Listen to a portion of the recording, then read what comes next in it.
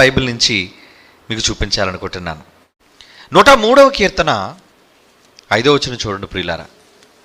103వ కీర్తనలోని 5వ మాట, పక్షిరాజు యవ్వనము వలె నీ యవ్వనము క్రొత్తదగుచుండునట్లు మేలుతో నీ హృదయమును తృప్తిపరుచుచున్నాడు. దేవుడు ఏం చేస్తాడంట?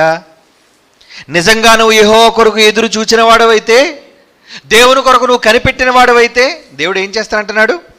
నూతన బలం నీకు ఇస్తాను.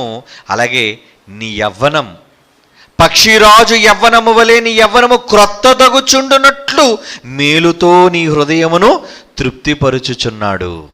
పక్షిరాజు యవ్వనంలో ఏదో రహస్యం దాగి ఉందన్నమాట. దేవుడు పక్షిరాజు యవ్వనం ద్వారా నీకేదో సమాచారాన్ని ఇవ్వాలనుకుంటున్నాడు అన్నమాట. నీకేదో తెలియజెప్పాలనుకుంటున్నాడు అన్నమాట. ఏదో పాఠాన్ని నీకు నేర్పించాలనుకుంటున్నాడు. పాఠాన్ని దేవుడు ఈ ప్రపంచానికి చెప్పాలి అనుకుంటున్నాడు. మరి ఏంటట దేవుడు పక్షిరాజును గురించి చెప్పాడు అంటే ఖచ్చితంగా దానిలో ఒక అద్భుతమైన సారం ఉండే తీరాలి. ఏంటా సారం? ఏనా పక్షిరాజును గురించి ఏమని శాస్త్రం మాట్లాడిందో, లేదా దాని జీవితంలో సంభవించే పరిస్థితి ఏంటో ఒకసారి మనం చూద్దాం. ఒక చిన్న వీడియో ఉంది, దాన్ని మీకు చూపించాలనుకుంటున్నాను. ఆ వీడియో చూడండి. దాని బ్రతుకులో ఏమి సంభవిస్తుందో పక్షిరాజు విషయంలో. ఇప్పుడు మీరు చూస్తున్న ఈ పక్షిరాజు యవ్వనాన్ని కోల్పోతే అది తిరిగి ఏమి దాన్ని పొందుతుందో, ఆ పొందడం కోసం అది ఏం చేస్తుందో అన్నది మనం ఈ వీడియోలో చూద్దాం. ఏనా? ఓకే, ప్లే చేయి.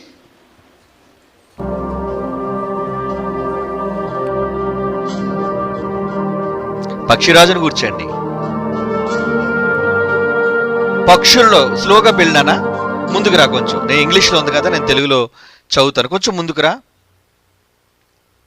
ఫస్ట్ నుంచి.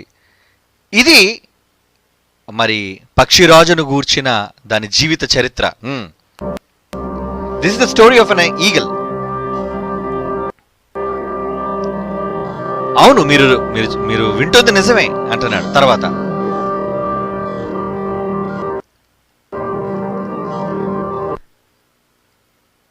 The eagle has the longest life span of it species. అంటే పక్షులలో, పక్షి జాతిలో ఎక్కువ కాలం బతికేది అదేనటండి. లాంగెస్ట్ లైఫ్ స్పాన్ అంటున్నాడు. It can live up to nearly 70 years. 70 ఏళ్ళు బతుకుతుందటండి అది. ఇంచుమించు మనిషి వయసే కదండి. మనిషి బతికినంత కాలం బతుకుతుంది అది, 70 ఏళ్ళు. ఇంకా మనిషి ముందు చచ్చిపోతారేమో. కానీ but to reach this age, అంటే ఈ వయస్సులోనికి రావడం, అన్ని సంవత్సరాలు బ్రతకడం కోసం అది ఏం చేస్తుందట తెలుసా? The eagle has to make a tough choice. అంటే ఒక కఠినమైన నిర్ణయాన్ని పక్షి తీసుకోవాలట. ఏంటట అది తీసుకునే ఒక కఠినమైన నిర్ణయం? పక్షిరాజు తీసుకునే కఠినమైన నిర్ణయం ఏంటి? అది ఇక్కడ ఏం జరుగుతుందో చూడండి. When the eagle enters it's 40th year, అంటే నడి వయస్సు, మద్యం, దాని వయస్సులో సగభాగం వచ్చేసరికి its long and flexible talents can no longer grab prey. అంటే దాన్ని చూసారా, గోర్లు ఉన్నాయి చూసారా, 40 ఏళ్ళు వచ్చేసరికి ఏమైపోతుందో తెలుసా అండి? ఇంకా అది పక్షి పట్టుకోలేదటండి దేనిని. కారణం దాని తాలూకా ఏవైతే గోళ్ళు ఉన్నాయో అవి బలహీనమైపోతాయంట. పట్టుకోలేదు అంటే దాని పట్టు తప్పిపోతుంది, అవి కదిలేవి. Its long and flexible talents can no longer grab pray.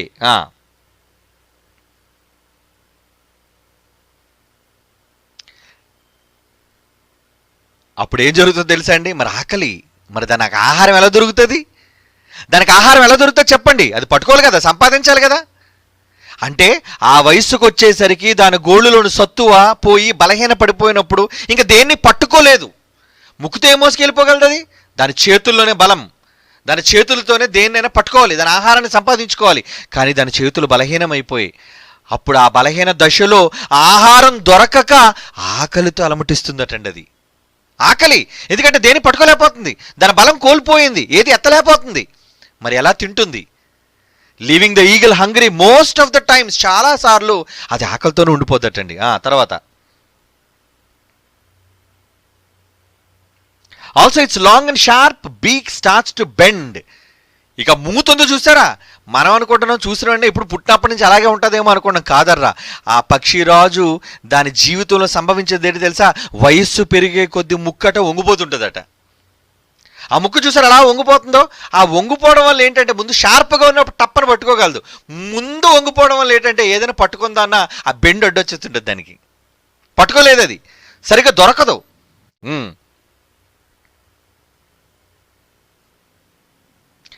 The old aged and heavy wings stick to its chest and makes it difficult for the eagle to fly. 40 ఏళ్ళు వచ్చేసరికి ముసలిది అయిపోతుందటండి. 40 ఏళ్ళు వచ్చేసరికి ముసలిది అయిపోయి ఏమవుతుందో తెలుసా అండి? అది ఆ వృద్ధాప్య దశలో దాని రెక్కలు బరువు అయిపోతాడండి. ఎగరలేదు, అది ఎగరడం కష్టం. రెక్కలు అవి చెస్ట్ కంటే దాని తాలూకా బాడీకి అంటుకుపోతున్నాయి అన్నమాట. అదే చెప్తున్నాడు, the old age and heavy wing stick it's to it's chest and makes it difficult for the eagle to fly. దానివల్ల ఏంటంటే తొందరగా ఇలా విప్పాలి అంటే అది విప్పలేకపోతుందట. ఎందుకంటే అతుక్కుపోతుంటాయి దాని బాడీకి. ఆ తలుక ఏమంటారు దాన్ని, రెక్కల ఈకలు అంటారు వాటిని, రెక్కల ఈకలు అవి అతుక్కుపోతుంటాయి. చూపించినానా తర్వాత, at this point the eagle has only 2 choice. రెండే రెండు అటండి. దానికి 2 ఆప్షన్స్ ఉంటాయట దాని బ్రతుకులు. అంటే ఏటబ్బా అవకాశాలు? ఏ నాన్న ప్లే చేయి. Die or bear a painful process and change. Wonderful అండి. ఏమండి ఏం చెప్తుందో తెలుసా? అయితే మొదటి ఛాన్స్ చావటం, ఆకలితో అలమటించి చావటం మొదటి దాని అవకాశం అయితే, రెండో అవకాశం ఏంటో తెలుసా? మార్పు చెందడం. మార్పు చెందడం అంటే పోలే మారిపోవచ్చు కదా అనుకున్నారా? అబ్బోబ్బోబ్బో, ఆ మార్పు సులువైంది కాదట. To bear a painful process అంటే ఆ మార్పును తన శరీరంలో తెచ్చుకోవాలి అంటే చాలా బాధ అనుభవించాలంట. ఎలా మారుతుందట అది?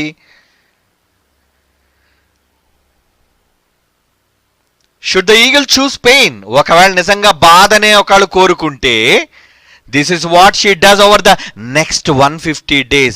150 రోజులటండి. అబ్బా, 150 రోజులంటే ఒక నెలలో ఎన్ని రోజులు ఉంటాయి మీకు తెలుసు? 30. అవునా? 30 అంటే 4 మూడ్లు 12, ఇంకో 3 వేద్దాం, 5 మూడ్లు అంటే 5 నెలలు.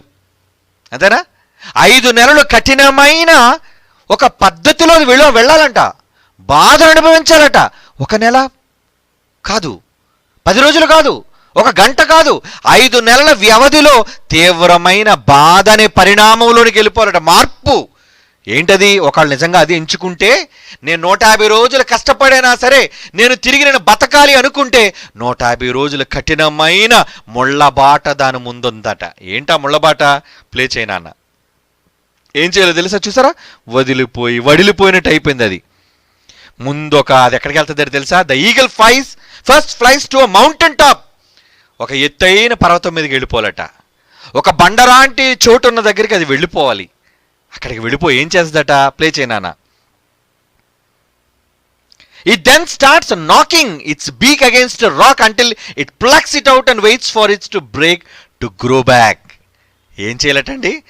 ఆ బండ దగ్గరకు వెళ్ళి దాని ముక్కును ఊడిపోయినంత వరకు కొట్టుకుంటుందటండి. అది గుద్దుకొని గట్టిగా ఉంటుంది కదండి, దుమ్ముతో పాటు ఉన్నది అది. ఏమనుకున్నారు? ముక్కు అంటే ఊడిపోయినంత వరకు తన చిన్ని తలకాయతో ఆ ముక్కుని బండకేసి కొట్టి ఊడినంత వరకు రాయికేసి కొట్టుకుంటుందటండి. ఎందుకో తెలుసా?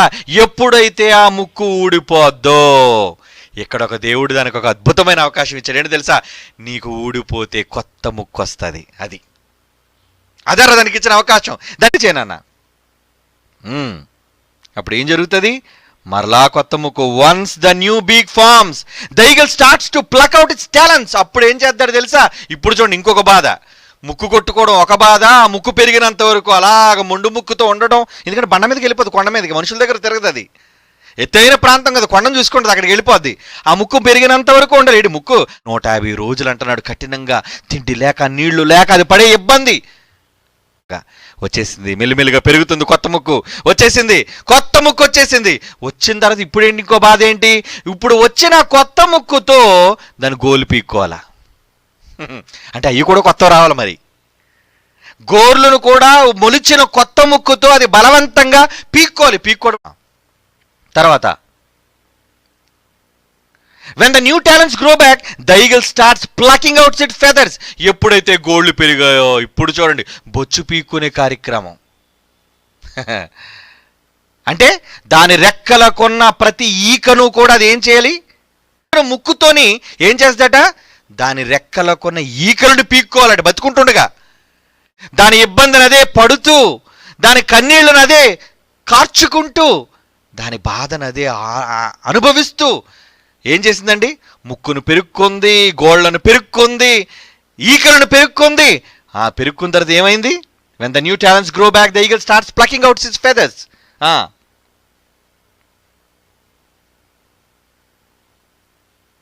This painful process lasts for 150 days. 150 దినాలు పడుతుందట మొత్తం ఈ ప్రక్రియ అంతా జరగడానికి. బాధ అనుభవించాలి. బాధ అనుభవించిన తర్వాత ఏం జరుగుతుంది, after which the eagle takes its famous flight of rebirth. అబ్బా మళ్ళా పుట్టిందటండి. కొత్త ఈకలు, కొత్త రెక్కలు, కొత్త గోళ్ళు, కొత్త ముక్కు కనబడితే లేపుకెళ్ళిపోద్ది ఏనైనా సరే.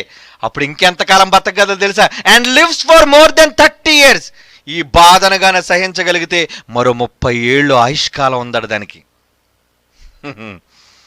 ఎంత గొప్ప చరిత్ర ఉందండి బాబు. పక్షుని చూడడమే తప్పించి గ్రద్ద గ్రద్ద గ్రద్ద అని మనం అంటామే తప్పించి గెద్దలో ఎంత జీవితం ఉందా. దేవుడు నేర్పిస్తున్నాడు మనిషికి. ప్లే చేయను. After which the eagle takes famous flight అంటున్నాడు, అంటే ఎగరడం, of rebirth, and lives for more than 30 years. అయిపోయిందా?